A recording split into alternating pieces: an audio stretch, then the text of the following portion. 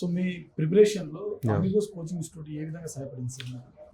అమిగోస్కి వచ్చేసరికి group 1 group 2 వచ్చేసరికి I got to know about this.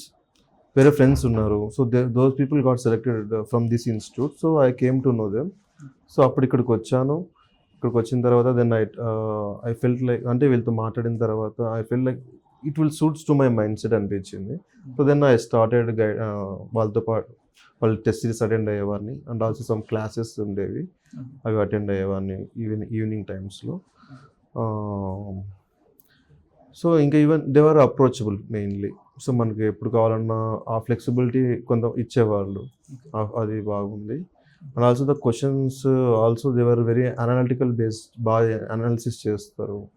So most of the questions they were reproduce అయ్యాయి main question పేపర్లో. So it felt like okay.